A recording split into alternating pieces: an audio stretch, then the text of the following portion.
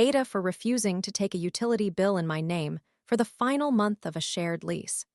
I am a 35-year-old female who signed a lease on a house in December 2023 with two other individuals, Anna, who is 27 years old, and April, who is also 27 years old. When I moved in, the first warning sign was that their previous third roommate had departed unexpectedly, violating the lease abruptly. My current roommates characterized the scenario as toxic due to the behavior of the roommate who left, claiming that she was hostile. While that might be accurate, I cannot confirm it since I never met her. I needed to secure a place quickly, having spent 3 years experiencing homelessness following a violently abusive relationship and my subsequent substance abuse. Thus, I was eager to leave my friend's garage and did not thoroughly question my new roommates as I possibly should have. They appeared relatively young but seemed agreeable enough, leading me to apply with the property management company. I felt immense relief upon receiving approval. This brings me to the next warning sign. On the day I collected the keys and began to move in, both roommates were at work. As I was unpacking, I discovered some old, crusty dog waste on the floor in my room. When I messaged the group chat, Anna, the dog's owner, apologized and offered to compensate me for cleaning it up since she was at work. I declined and informed her that I would postpone my move until the following day, requesting that she notify me once it had been cleaned. Shortly after my move, I became aware that my two roommates were in significant trouble concerning the lease due to what they alleged was the prior tenant's residual mess, which included a backlog of unpaid utility bills. Since I was not accountable for those utility bills, I advised them that it was their responsibility to resolve this matter and that I would not have an issue as long as our services remained uninterrupted. They were facing non-sufficient funds fees and were working to catch up. As I was unfamiliar with the rent payment application, I was unaware that I could easily access the entire rental history ledger to understand their account standing and who was responsible for the late payments. In hindsight, I should have put in more effort to investigate, but I was genuinely thrilled to finally have a house with my name on the lease after such a prolonged period of instability. Despite my current frustration, I remain grateful for this house. It is certainly better than being homeless or living in a garage, and I recognize that I was fortunate to find shelter amidst a housing crisis. However, just because something is an improvement over my previous situation does not mean I am not entitled to seek something better and more stable. April works as a dancer at a strip club. At the time I moved in, she had just started at a new club, making her income unpredictable and unverified. Personally, I hold no moral objections to this line of work, as I have engaged in sex work myself and recognize it as legitimate employment. Still, I felt apprehensive, knowing from experience that working for cash in a new setting often leads to irregular and unpredictable income. She failed to mention during my interview that her position was particularly sensitive, but I understand her reasoning and do not hold it against her. I asked her to ensure that rent was paid, and she genuinely put in significant effort to make it happen. When I interviewed for the house, Anna was employed as a restaurant manager. However, shortly after I moved in, she was laid off. She frequently boasted about receiving financial assistance from her family, which allowed her to pay her share, albeit she was consistently late, resulting in additional fees. Although she quickly found another position, she quit without notice after 6 months due to frustration with her boss for being misogynistic, which is unfortunate, and for telling her that she needed to stop being chronically late and overly inebriated to function, something I have unfortunately experienced as a manager myself. Throughout the past 14 months, there has consistently been some sort of financial issue. I was slowly re-establishing myself, so I had no grounds to complain about their hardships. Nevertheless, the rent payments were frequently late, leading to accumulating fees. Whenever we received a notice or a new charge, they would casually say, "It's fine, I'll pay it." While they would eventually settle the fees, the notices and eviction threats from the landlord were incredibly stressful. I have always paid my share of the rent, either on time or early, even utilizing my last dollar, including bus fare. I have endured no gaps in my employment, even when I had to juggle multiple low-paying jobs just to scrape by. Naturally, it causes me stress when rent is continually late, for despite my earnest efforts and timely payments, We are all equally responsible for the total rent obligation. Legally, this implies that if the property management company had chosen to terminate the lease due to one tenant's failure to pay, which they could have, but instead showed us leniency, we all would have faced serious consequences and potential homelessness. Tonight, I reviewed the account ledger and discovered that since May 2024, we have received 3 pending eviction notices for unpaid rent, none of which were due to my actions, and I was only aware of one. At one point last year, I caught Anna siphoning money from shared bills by requesting more than she was owed via Venmo. I asked her for documentation of the bills, which confirmed that she was overcharging us. Additionally, Anna frequently left her dog home alone overnight and requested that I care for her dog after departing, effectively leaving me no choice, as I could not abandon an animal in need of food and outdoor relief.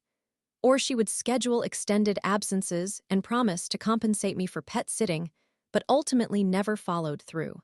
While I genuinely enjoy spending time with her dog, I chose not to insist on receiving payment.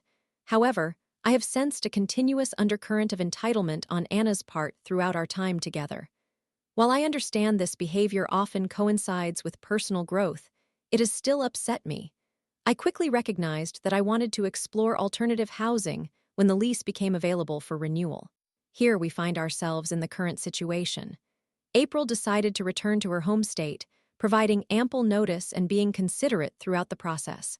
She has adjusted well at her club and managed to pay her rent in full until the lease concludes, so all is well on that front.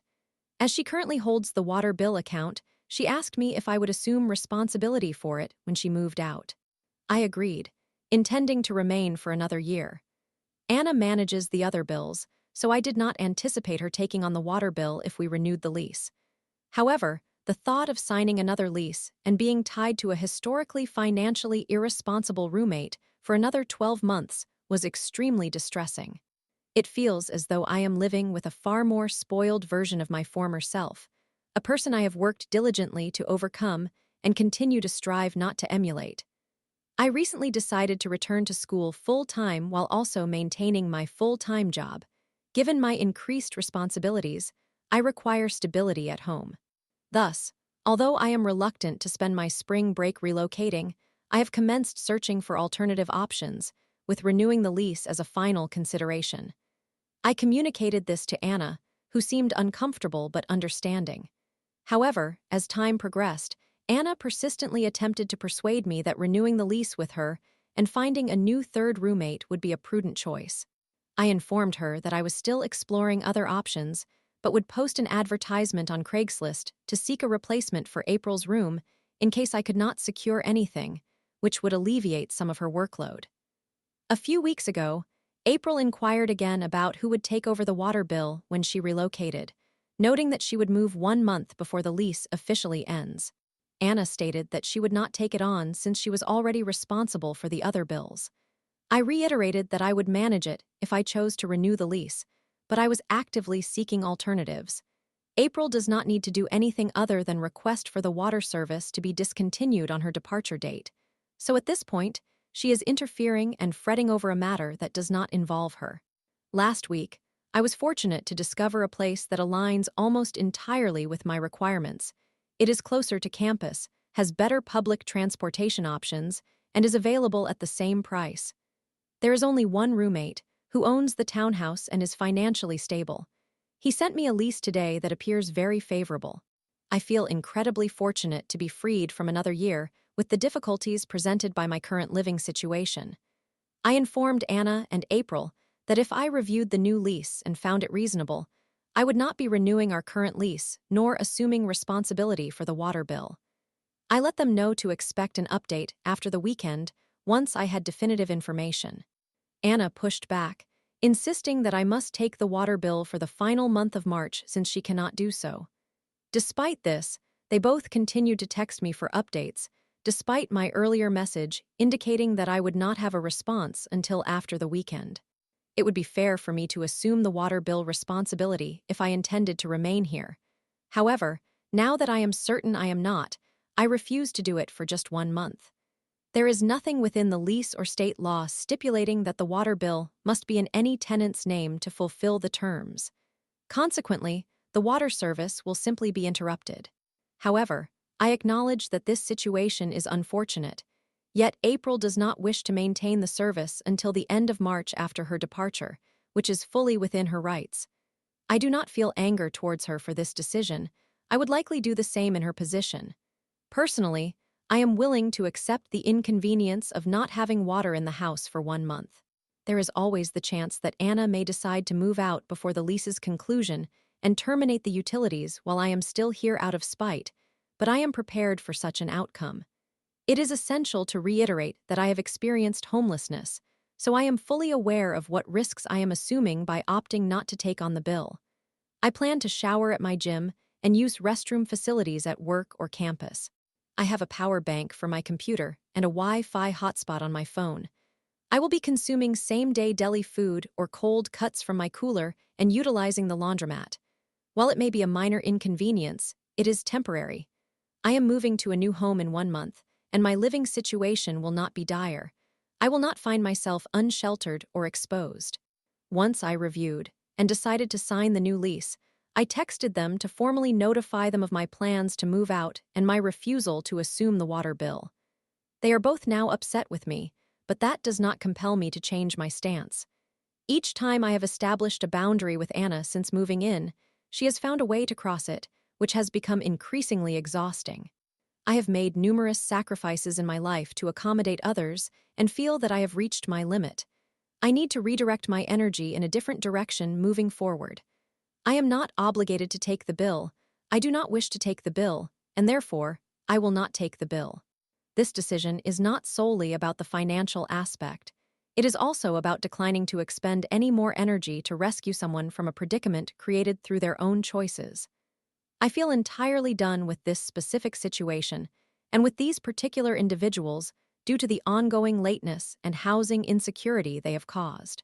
I see no justification for taking on additional financial responsibility in this house to accommodate someone for 1 month, particularly given the stress they have caused me over the previous year.